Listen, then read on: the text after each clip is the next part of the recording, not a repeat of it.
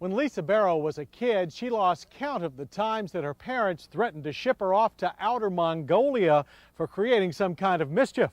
Well, guess what? This week it finally happened, and it wasn't what she expected.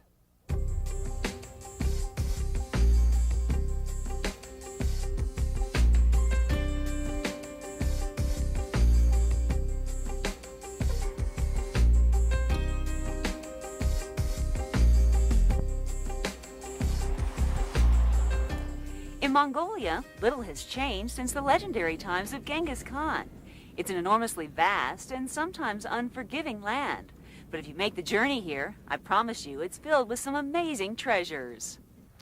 Well, the Mongolia expedition was an opportunity for Land Rover to focus attention on this country, which has been so mysterious for so many years, and the opportunities for ecotourists to travel as we have from top to bottom and bottom to top, and seeing things from the Gobi Desert to Lake Hunsko, which is 10 to 20 million years old and pristine, has been very exciting. And it really showcases what owning a four-wheel drive vehicle can do when you take it to the extreme.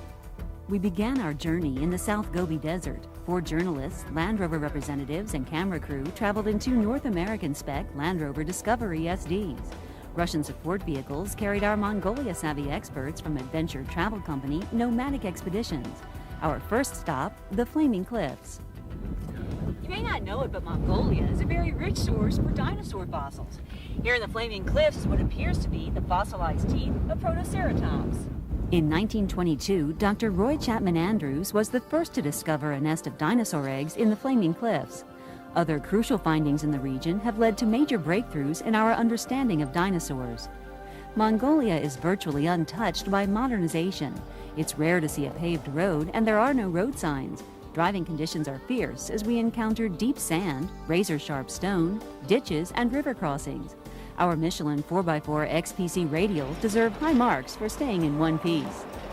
The second oldest communist country in the world, Mongolia became a democracy in 1990. While the country is changing, it's still a horse-based culture where almost half of the population lives a nomadic lifestyle. One aspect of Mongolian culture that permeates the society is the incomparable level of hospitality that the people here offer each other. And it's rooted in the nomadic existence. Out on the steppe, you can wander into a nomad's home and stay a day, a year, or the rest of your life. I mean, they never refuse you shelter. It's a unique aspect. Thank you very much. They are also quick to offer an adventure on one of their prized camels. We were captivated by the Mongolian people, and they of us. And while not much English is spoken here, we found other ways to communicate. Now, left, right. I'll bet the Bee Gees never thought they'd play Mongolia. Charting a course for Karakoram, the heart of Genghis Khan's empire, we arrived at the mystical site of Erdenzu, a functioning Buddhist monastery believed to have been built from the ruins of the ancient capital.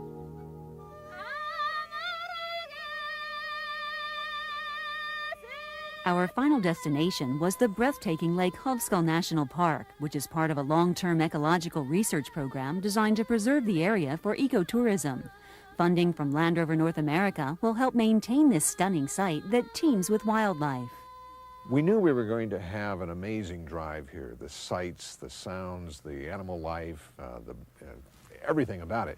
But the road conditions really were an acid test for the vehicle, because of the 767 miles that we traveled from the Gobi area up here to Lake Hunsko, only about 3 miles of it was paved. Shock absorbers were replaced on one of the Discoveries that racked up 3,000 miles on this harsh terrain. And a chip change was made to computers in both Land Rovers to accommodate the 78-octane leaded fuel that was used on the expedition. I mean, historically, Mongolia has been a mystery to all of us in the Western world, except for me maybe and a few others, but it has been, and the more we expose Mongolia's treasures to the world, besides its mineral treasures, its ecological, cultural treasures, I think we can help preserve it as a democracy and help it on its path. And it is indeed a country worth preserving. You see, once you visit Mongolia, you become a part of it. And the magical images of these gentle, innocent people are hauntingly imprinted on your mind and your heart forever.